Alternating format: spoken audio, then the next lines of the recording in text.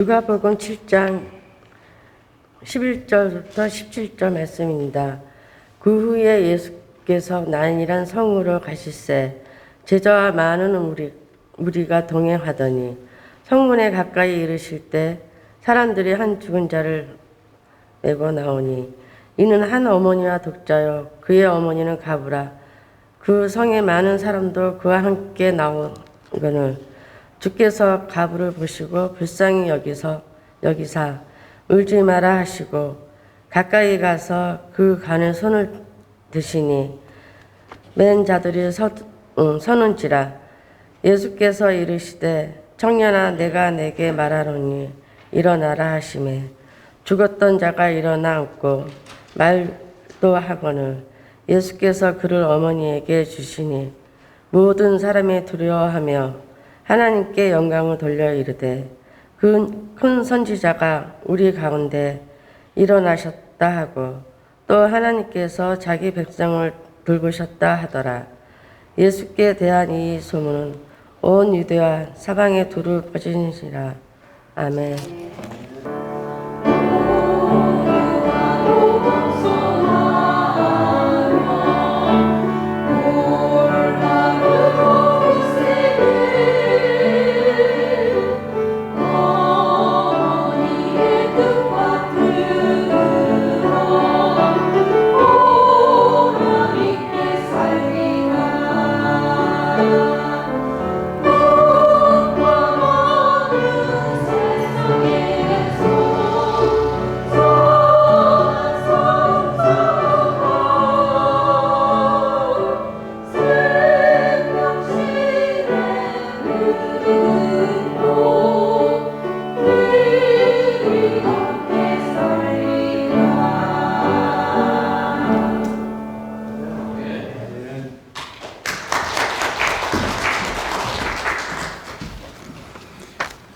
감사합니다. 하나님의 은혜가 오늘 말씀을 듣는 우리 모두에게 함께 하실 수 있기를 바랍니다. 세상에서 가장 은혜로우신 교회에 오신 여러분들을 주의 이름으로 환영합니다.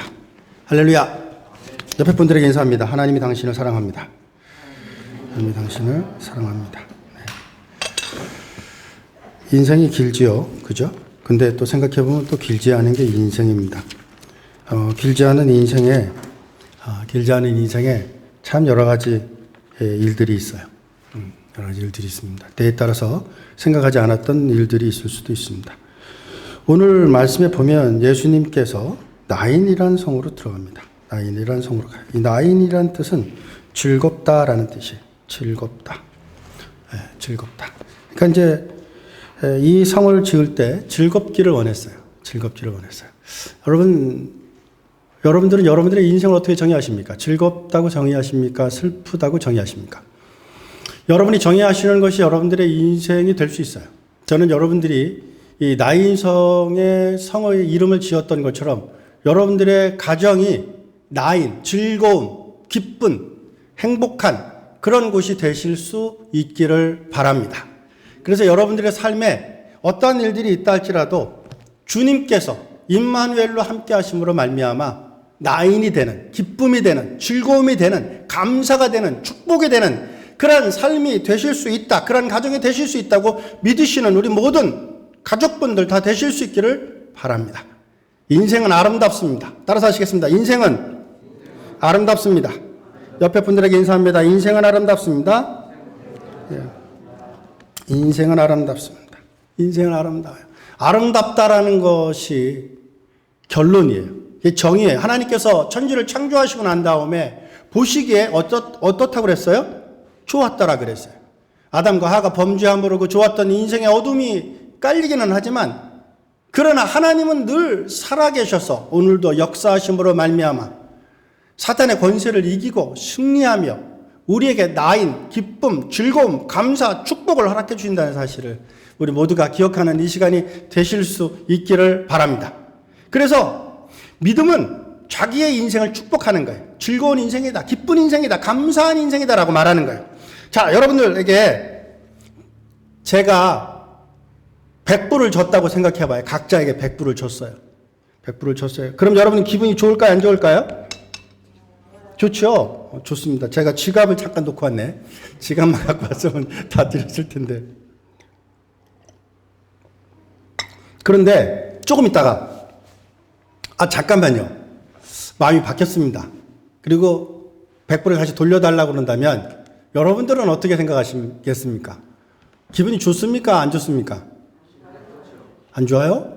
자, 이게 바로 여러분들, 우리가 사탄에게 속고 있는 우리의 멘탈리티입니다. 우리의 마음은 가졌던 것에 대한 즐거움에서 멈추면 안 돼요. 이해되셨습니까? 하나님이 우리에게 인생을 주셨어요. 즐거워요, 안 즐거워요? 그런데 그 즐거운 인생 가운데 가끔씩 사탄이 우리의 것을 뺏어갈 때가 있어요, 없어요? 그러면 그때 웁니까, 안 웁니까? 애기들은 울죠? 자, 그럼 여러분들은 어른입니다. 여러분들에게 사탕을 주었어요. 그런데 어느 날 그 사탕이 여러분의 손에서 빠져나갔다고 생각해 보십시다. 여러분들은 그때 즐거울까요, 슬플까요? 어떻게 생각하십니까? 굉장히 쉽지 않죠, 대답이. 근데 이때 사탄은 항상 우리에게 불행하다, 슬프다, 괴롭다고 생각하게 만듭니다. 왜냐하면 뺏겼기 때문에.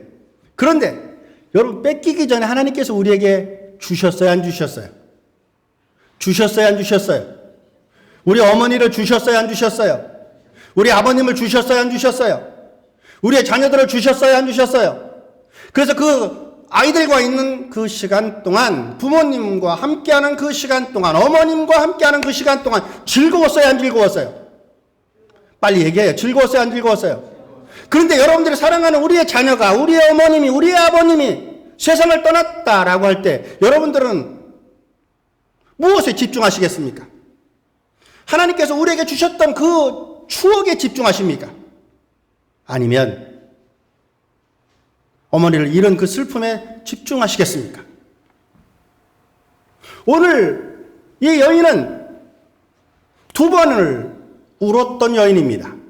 이 여인을 가리켜서 뭐라고 말씀하시냐고 있냐면 12절 말씀에 보면은 사람들이 한 죽은 자를 메고 나왔는데 이 어머니, 그 어머니의 독자라고 그랬어요. 그러니까 아들을 잃었죠. 그러니까 아들을 잃었으니까 울을까요, 안 울을까요? 울어요. 울어야 돼요. 우는 게 정상이에요. 자기의 자식을 잃었는데 안 운다는 게 말이 됩니까? 웁니다. 그런데 이 여인은 울기 전에 한 번 더 울었어요. 언제입니까? 그의 어머니는 무엇이다? 과부라 그랬어요. 자신의 사랑하는 남편을 잃었어요. 이 여인은 세상이 무너진 것 같은 그런 슬픔이었을 것입니다. 그죠? 슬펐어요. 여인은 많이 울었습니다. 지치도록 울었습니다. 그리고 이제 그 울음이 어느 정도 그칠 때쯤 되었습니다. 왜냐하면 아이의 웃음소리가 들렸기 때문이죠. 아이의 사랑스러운 목소리가 들렸기 때문이죠. 어머니 사랑한다는 소리가 들렸기 때문이죠. 여러분, 우리의 어머님은 우리의 사랑을 기다려주시지 않아요. 그러게 살아계실 때 더 많이 사랑한다고 이야기할 수 있는 우리 모든 가족분들 되실 수 있기를 바랍니다. 예, 따라서 하시겠습니다. 어머니 사랑합니다. 예, 어머니 사랑합니다. 근데 사실은 지금 오늘이 어머니 주일이죠. 근데 미국은 아버지 주일이 있어요, 없어요? 있어요. 근데 아버지 주일을 잘 안 지켜요. 왜냐하면 아버지가 참 불쌍해요. 아버지 얘기하는 거 좋아하지 않는 분이 많아요. 과부가 있거든요. 그래서 혼자 사는 분이 있거든요. 그러니까 혼자 사는 분들은 아빠 얘기를 하는 걸 좋아하지 않아요. 그런데 믿음은 잃어버린 것에 집착하는 것이 아닙니다. 우리에게 주어졌던 것에 감사해야 돼요. 우리에게 소중한 추억을 주었던 것에 감사해야 돼요. 그리고 모든 것이 하나님의 주권과 하나님의 섭리 아래에 있으며 하나님은 모든 것을 선하게 우리에게 주셨다는 사실을 믿으셔야 돼요. 우리 어머님이 우리가 어렸을 때 돌아가셨을 수도 있습니다. 혹은 나이가 들어서 돌아가실 수도 있습니다. 우리의 권사님들 중에는 70이 넘으셨는데 어머님이 90이 넘으신 분들도 계셔서 여전히 어머님이 70이 넘어도 살아계신 분들이 있으세요. 그렇지만 인생에 다 그런 축복이 주어져 있지는 않지요. 때에 따라서 어머니 얼굴을 기억하지 못하시는 분들도 있어요.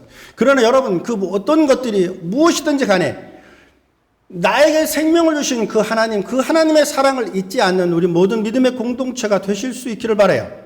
그리고 그 하나님께서 우리에게 생명을 주셨을 때는 그 생명을 나인, 즐거움으로 주셨다는 사실을 기억하실 수 있는 여러분들 되실 수 있기를 바랍니다. 이 여인은 혼자 살았어요. 그런데 그 여인을 살리는 숨구멍이 있었어요. 그 숨구멍이, 그 호흡이, 그 기쁨이, 그 즐거움이 아들이었어요. 유대인들은 재산이 아들을 중심으로, 남자를 중심으로 내려갑니다. 그러니까 남편이 없으면 재산이 없어져요.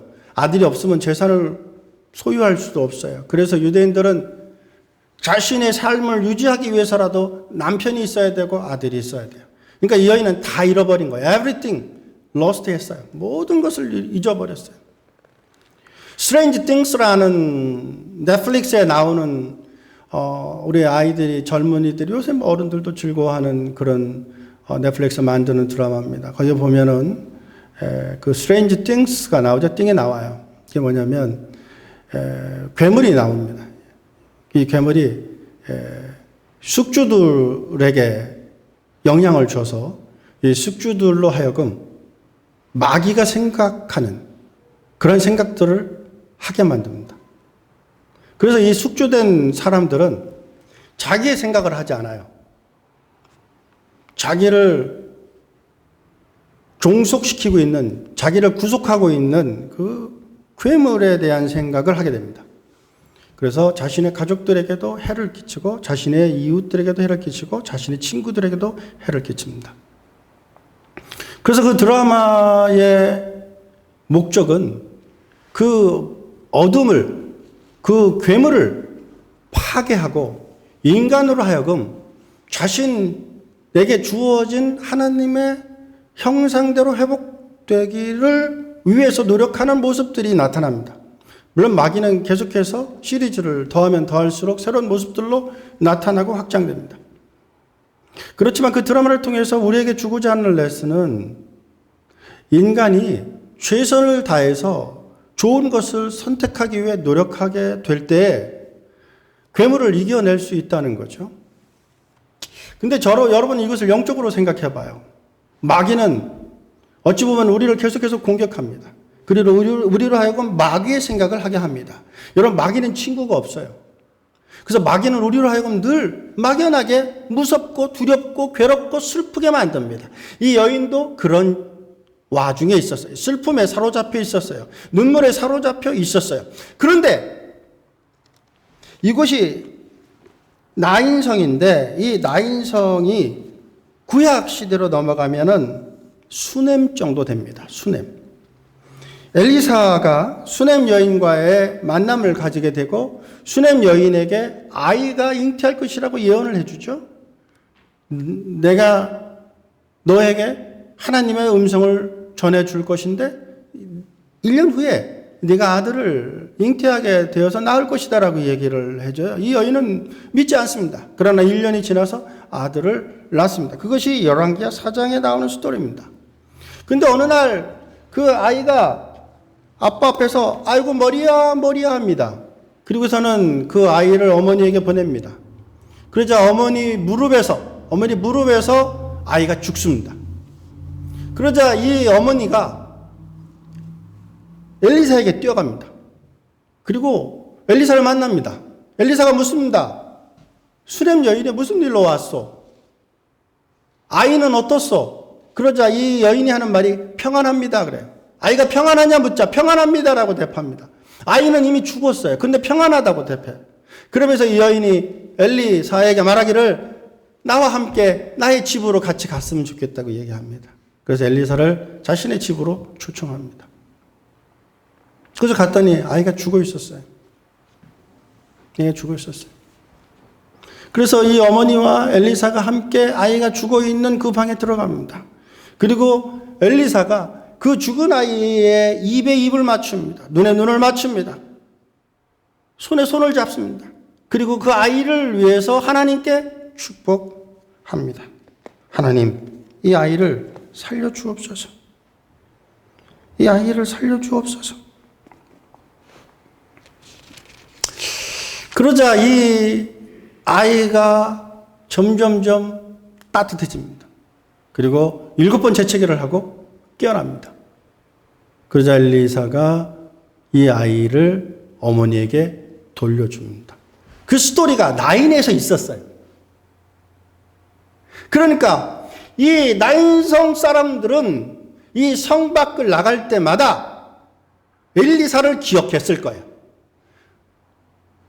아이를 살려주었던 엘리사를 기억할 거예요.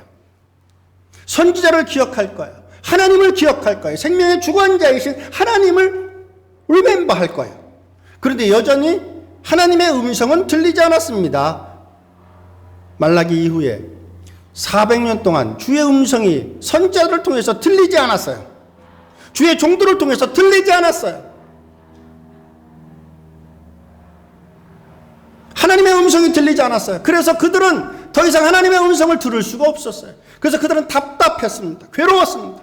이 아이의 죽음을 보고 있었던 이 어머니의 마음, 나인성 이 과부의 마음이 어찌 보면 유대인들의 마음이요, 어찌 보면 이스라엘 사람들의 마음이요, 어찌 보면 팔레스타인 지역에 살고 있었던 하나님의 사람들의 마음이었습니다.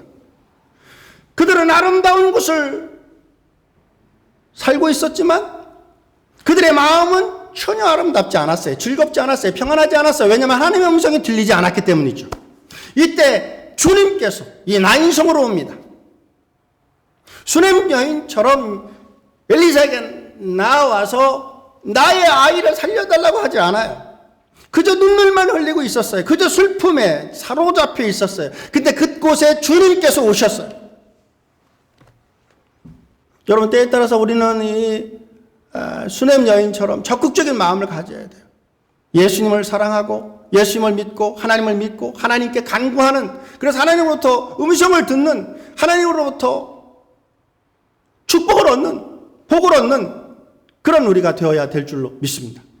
그래서 무슨 일이 있든지 하나님께 간절히 기도하실 때 그 기도가 하나님의 은혜 안에서 여러분들에게 응답받는다는 사실을 믿고 좌절하지 말고 낙심하지 말고, 믿음의 사람은 어떤 일이 있다 할지라도 하나님께서 반드시 개입하실 것이라는 것을 믿고 포기하지 말고 간절히 기도해야 돼요. 주님께서 이 나인성 과부에게 옵니다. 수넴 여인처럼 이 여인은 예수님께 요구하지 않습니다. 그런데 예수님은 이 여인을 보자 마음이 아팠습니다. 슬펐습니다. 그래서 13절 말씀에 보시면 주님께서 과부를 보시고 혼자 있는 여인을 보시고 아들을 잃은 아들을 보셨어요. 여러분, 때에 따라서 우리는 기도할 수 없을 정도로 지칠 때도 있습니다. 기도가 나오지 않을 수도 있습니다. 찬양이 나오지 않을 수도 있습니다. 그래도 하나님께서는 여러분들을 포기하지 않아요. 하나님은 여러분들을 반드시 찾아가서 여러분들을 지키고 여러분들을 보호하며 여러분들과 함께 하신다는 사실을 믿으시는 여러분들 되실 수 있기를 주 이름으로 축원드립니다. Catch Me If You Can이라는 영화에 보면 이 주인공 청년의 스토리가 나옵니다. 이 청년이 어느 날 페이크 책을 만들어서 사람들에게 주니까, 은행에 주니까, 기업체에 주니까 사람들이 그게 진짜 책인 줄 알고 받아요. 나중에 보면 가짜예요. 근데 그것을 계속 합니다. 그 당시만 해도 컴퓨터가 발달되어 있지 않았고 은행도 온라인이 셋업이 아직 확실히 되어 있지 않았기 때문에 속일 수 있었어요. 그러자 미국 정부에서 이 책으로, 가짜 책으로 나라를 혼란스럽게 만들고 있는 이 청년을 잡아야 되겠다고 생각을 했어요. 근데 잡을 수가 없는 거예요. 머리가 하도 똑똑해서. 그러자 어느 날 FBI가 이 아버지에게 찾아갑니다. 그리고 그 아버지에게 묻습니다. 당신의 아들이 어디 있어? 그러자 아버지가 이해하게 해주지 않습니다. 아들에 대해서 한마디도 말하지 않습니다. 아이가 착한 아들이라고만 얘기합니다. 좋은 아들이라고만 얘기합니다. 우리 아들은 그런 일을 하는 아이가 아니라고 말합니다. 물론 아빠는 알아요. 자기 아들이 그러고도 남을 거라는 걸. 그런데도 아버지는 FBI 앞에서 절대로 부정적인 말을 하지 않아요. 자기 아들을 끝까지 믿어줘요. 끝까지 사랑해줘요. 끝까지 포기하지 않아요. 그러면서 FBI가 문을 열고 그 집 밖으로 나가고 있을 때 FBI를 부릅니다.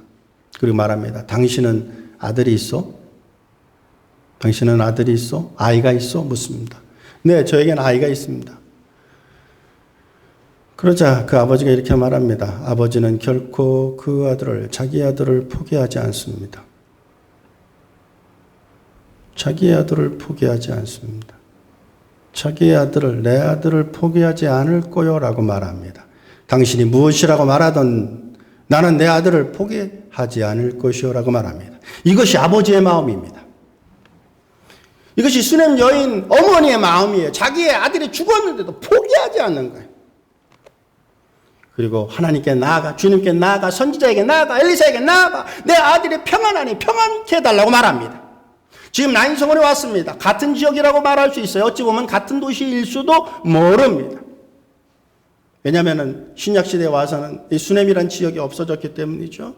여기는 갈릴리 해변을 중심으로 하면 나사렛이 왼쪽에 있고 나사렛에서 약간 떨어진 곳이에요. 그러니까 예수님이 알 수 있는 그런 지역 사람이에요. 예수님께서 예수님 제자들과 함께 이제 이곳에 이제 온 거죠. 동네에 들린 거예요. 예수님이 사는 그 지경에서 얼마 멀지 않아요. 한 10km 정도밖에 떨어져 있지 않아요. 물론 뭐 지금이야 금방 가지만 옛날에는 좀 멀겠죠. 그래도 어쨌든 들릴 만한 곳이겠죠. 그곳에 갔어요. 그곳에서 이 여인을 봤어요. 근데 예수님의 마음이 어땠다고요? 이 여인을 보았다는 거예요. 보았다는 거예요. 보았다는 거예요. 바라보았다는 거예요. 관심을 가졌다는 거예요. 여러분, 주님은 우리를 보세요. 하나님은 나를 보세요. 하나님은 나를 아세요. 그래서 내 눈물을 아세요. 내 한숨을 아세요. 내 슬픔을 아세요. 여러분들이 외롭습니까? 그러나 하나님은 한 번도 여러분들을 외롭게 두지 않으신다는 사실을 기억하시는 여러분들 다 되실 수 있기를 바랍니다. 여러분, 믿음은 역경 가운데 그 역경을 포기하지 않고 끝까지 나아가 맞서 싸우는 거예요. 옛날에 어떤 사람이 야외에서 나비 애벌레가 나오려고 하는 고치를 보면서 이걸 어떻게 되나 싶어가지고 이거를 이렇게 불쌍하니까 그 애벌레를 이렇게 살짝 펴줬대요. 그래서 이제 나비가 잘 나올 수 있도록 그렇게 했어요. 그런데 아쉽게도 나비가 나오긴 나왔는데 날개를 펴지 못하고 죽었다고 합니다. 왜냐하면 나비는 자기의 그 집을 나오면서 노력을 하면서 거기서 에너지를 얻고 거기서 힘을 얻고 그래서 날개를 펼 수 있는 힘을 얻어야 되는데 그 힘을 얻을 수 있는 기회를 뺏어버린 거죠. 몰랐던 거예요. 그러면서 자연을 건들면 안 된다라는 사실을 깨달았다고 합니다.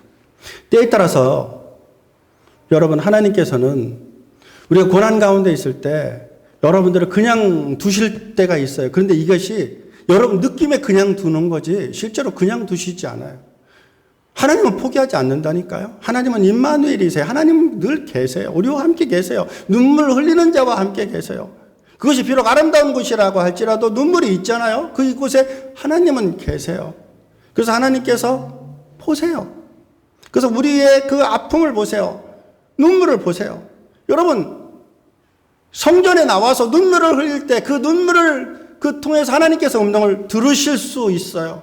여러분들의 기도를 들으세요. 여러분들의 찬양을 들으세요. 여러분들의 한숨을 들으세요. 그래서 하나님께서 반드시 여러분들의 기도를 들어 응답하신다는 사실을 믿으시기를 바랍니다. 물론 줄탁동시라는 말도 있죠.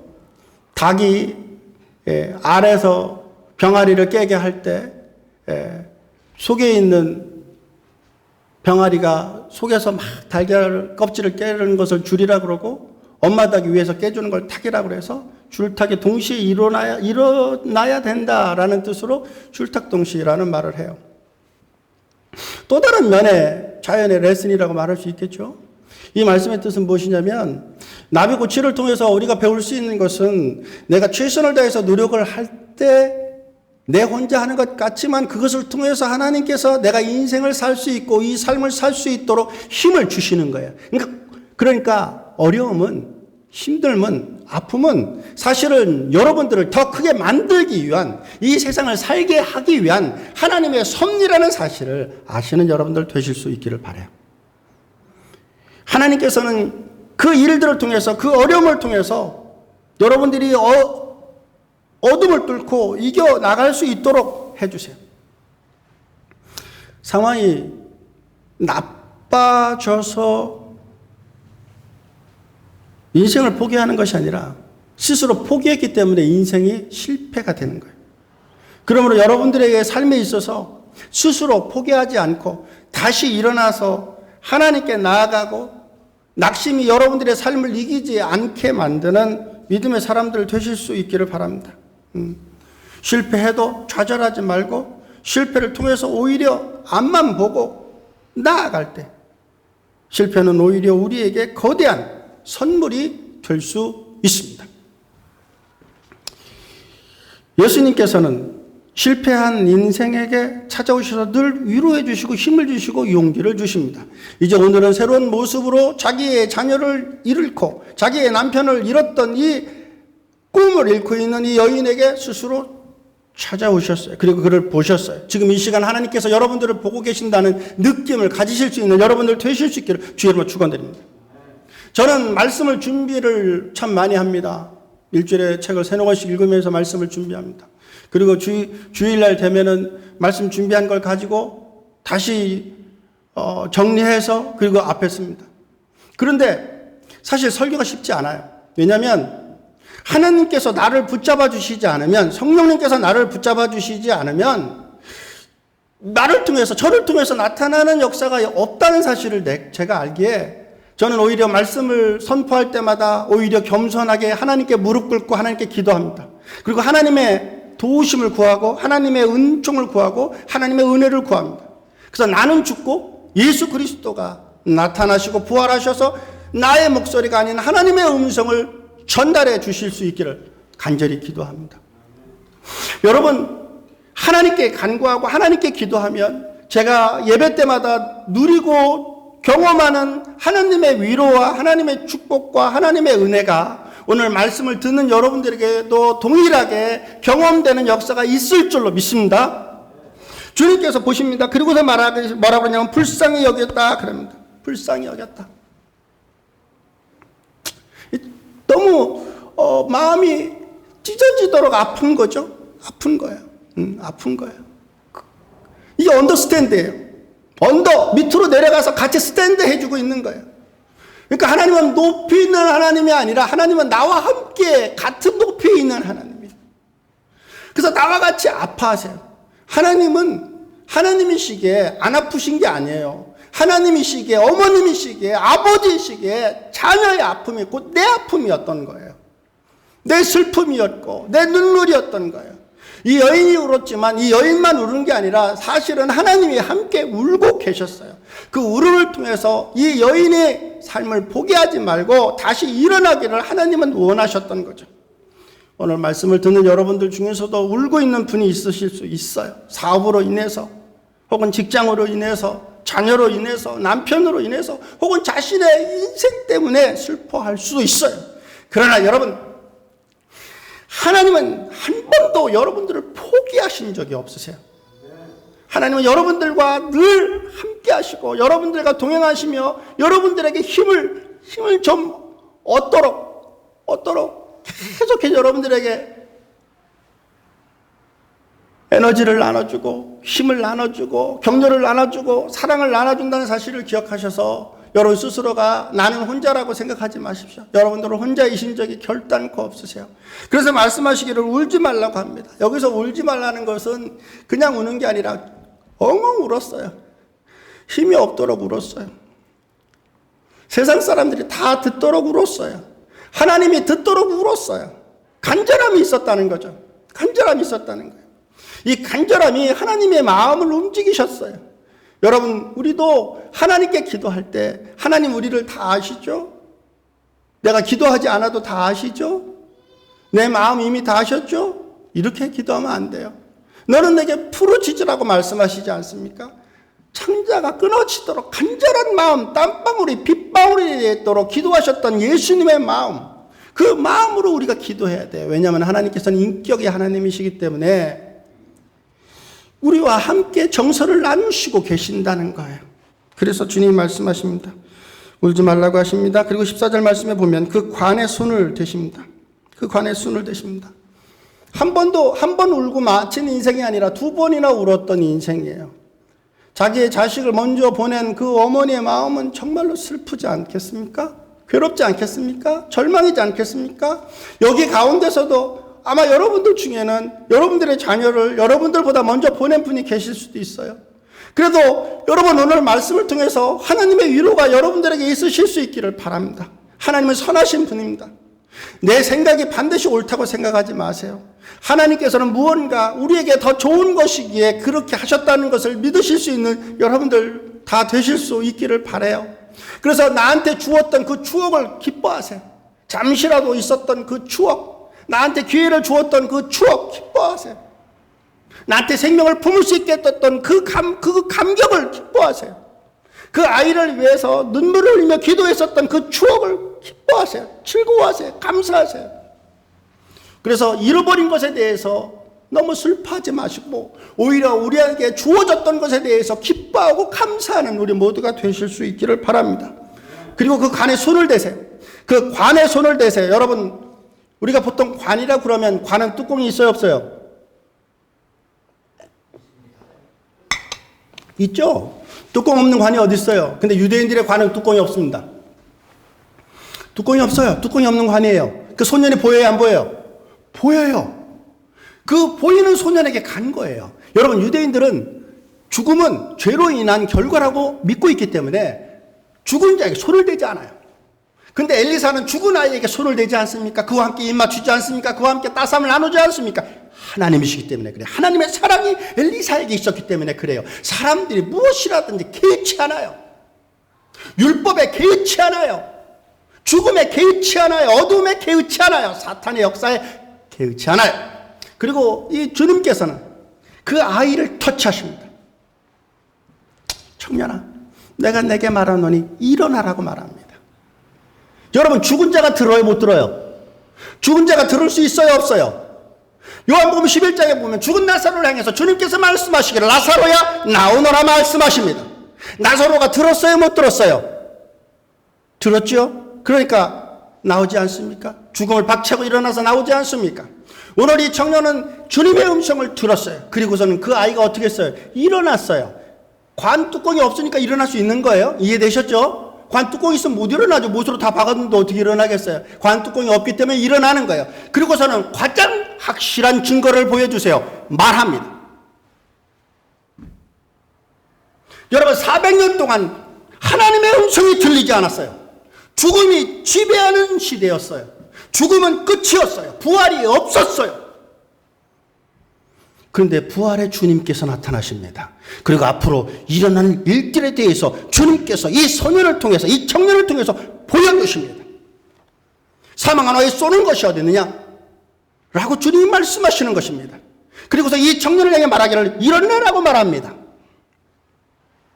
그러자 이 청년이 15절 말씀에 보면 일어났습니다. 앉습니다. 그 다음에 뭐 했습니까? 말합니다.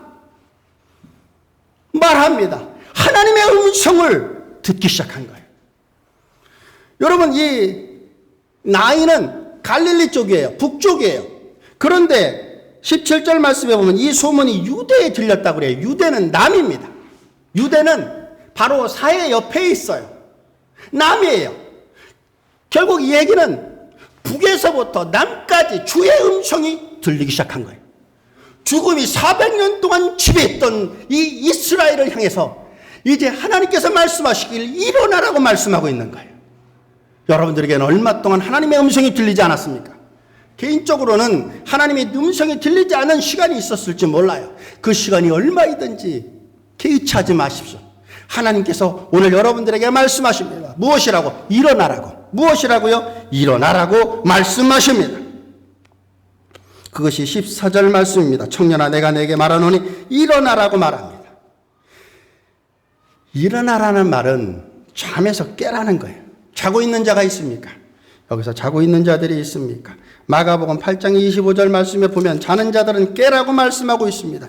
이 깨라고 말씀하고 있는 이 말씀이 바로 오늘 말씀하고 있는 에게르테티예요. 에게르테티. 일어나라고 말하는 거죠. 에게르테티. 일어나라. 그래서 하나님의 사람은 말씀을 통해서 일어나야 돼요. 말씀을 들을 때 여러분들의 잠자는 영혼이 일어나게 되는 역사가 있게 될 줄로 믿습니다. 두 번째로는 이 일어나라라는 얘기는 마가복음 5장 15절 말씀에 보면 병든 자를 위하여 기도한 자, 병든 자가 낫고 일어난다고 할 때 그때 일어난다라는 말이 이 단어예요. 그래서 하나님께서 일어나라는 건 첫 번째 잠자고 있는 자에게 일어나라는 거예요. 둘째로는 병든 자에게 일어나라는 거예요. 깨라는 거예요. 여러분 중에 병든 자가 있습니까? 마음이 일어나야 돼요. 마음이 깨어야 돼요. 마음이 먼저 살아나야 돼요. 믿음이 살아나야 돼요. 그래서 내 아픈 것이 나를 지배하도록 내버려 두어서는 안 돼요. 마귀가 나를 지배하도록, 어둠이 나를 지배하도록 내버려 두어서는 안 돼요. 일어나실 수 있는 여러분들 되실 수 있기를 바랍니다. 병든 것이 낫는 것, 그것만이 기적이 아니라 그 병든 것이 나를 지배하지 못하게 만드는 것이 더 큰 기적이에요. 내가 어떤 상황에 있든지 좌절하지 않고 낙심하지 않고 절망하지 않는 것이, 그것이 일어나는 거예요. 저희 교우분 중에서도 아프신 분들이 계세요. 그런데 오히려 저는 그 아프신 분들을 통해서 일어남을 보아요. 김정은 집사님은 제가 기도해주고 또 제가 대화를 나눌 때마다 늘 웃으세요. 늘 웃으세요. 여러분들도 그 호탕한 웃음소리가 들리지 않습니까? 병이 그를 붙잡았는데 그는 일어납니다. 그는 일어납니다. 다리가 없어도 일어납니다. 왜? 하나님의 음성이 그에게 들리기 때문이죠. 하나님의 음성이 오늘 이 말씀을 듣는 우리 모든 가족분들에게 들리실 수 있기를 주의 이름으로 축원드립니다. 세 번째로 일어나라는 말은 죽음에서 일어나라는 거예요. 죽음이 무엇입니까? 죄입니다. 죄의 결과입니다. 죄가 여러분들을 옥죄지 않습니까? 마귀가 여러분들을 하나님 앞에서 자꾸 고소하고 고발하는 소리가 들리지 않습니까? 그래서 살아있는데도 죽은 것처럼 살고 있지 않습니까? 여기서 보면은 아들만 죽었습니까? 아니에요. 어머니도 죽었어요. 오히려 어머니의 죽음이 더 비참한 죽음일지도 몰라요. 왜냐하면 그 울음소리가 들리기 때문이죠. 여러분 우는 사람 옆에 가보세요. 기뻐요? 즐거워요? 아니면 슬퍼요? 슬픕니다. 왜냐하면 슬픔은, 눈물은 다른 사람도 슬프게 만들거든요. 다른 사람도 힘들게 만들거든요. 그 눈물이 그래요. 이 여인이 울어요. 그러니까 이 여인만 우는 게 아니고 이 나인성, 기쁨의 성이 다 울고 있었어요. 근데 그곳에 주님께서 오셨어요. 여러분들도 아마 즐거운 패밀리 홈인데, 스위트홈인데 아마 눈물이 있을지 몰라요. 그래서 이 시간 주님께서 이 나인성으로 찾아온 것처럼 여러분들에게 찾아온다는 사실을 기억하실 수 있는 여러분들 되실 수 있기를 바랍니다. 그래서 이 주님께서 이 죽은 청년을 향해서, 청년아 내가 내게 말하노니 에게르테아트 일어나라고 말합니다. Get up! 일어나라는 겁니다. Arise 하라는 거예요. 그러자 이 청년이 일어납니다. 오늘 어버이 주일을 맞이하여 눈물을 흘리고 있었던 그 어머니를 그 하나님께서 포기하지 않고 그 어머니에게 찾아와 위로하고 생명을 주었던 것처럼, 자신의 아들이 범죄했지만 그 범죄한 아들을 포기하지 않았던 아버의 마음처럼 하나님께서는 이 시간 여러분들에게 찾아와 여러분들을 위로하시며 여러분들에게 힘을 주실 수 있다는 사실을 믿으시고 그 믿음으로 힘있게 삶을 살아나가시는 우리 모든 가족분들 다 되실 수 있기를 바랍니다. 나는 결국 승리할 것이다. 우리는 결국 승리할 것이다. 사우스웨이 선교교회는 결국 일어날 것이다. 라는 것을 고백하는 우리 모든 가족분들 다 되실 수 있기를 바랍니다. 기도하십니다. 오늘 주신 말씀 생각하면서 함께 기도합니다. 어머니의 눈물은 반드시 하나님께서 기쁨으로 변화시켜 주실 줄로 믿습니다. 아버지 하나님, 이 시간 기도합니다. 아버지 하나님, 때에 따라 슬픔이, 아픔이, 절망이 우리를 삼킬 때가 있습니다. 그럴 때 할지라도 우리는 포기하지 않고 하나님께 나아가 하나님께 간절히 원하고 바람으로 하나님께서 기뻐하시는 그러한 모습들을 우리가 우리의 삶을 통해서 경험할 수 있는 저희들 다 될 수 있도록 주여 은혜를 더하여 주시옵소서. 소경 거지 바디메오가 혈루증을 앓는 여인이 아버지에게 찾아가 간절히 기도함으로 말미암아 그들의 기도가 응답받았던 것처럼 이 시간 간절히 기도함으로 응답받는 저희들 되게 하여 주시옵소서. 때에 따라서 오늘 이 여인처럼 말할 수 없는 아픔과 슬픔과 입을 열지 못하는 그런 인생을 할지라도 주님께서 그 인생에 찾아와 그 인생에게 빛을 허락해 주셨던 것처럼 우리 모든 가족분들에게 찾아와 힘과 은혜를 허락해 주실 수 있기를 소망합니다. 예수 그리스도 이름으로 기도했습니다.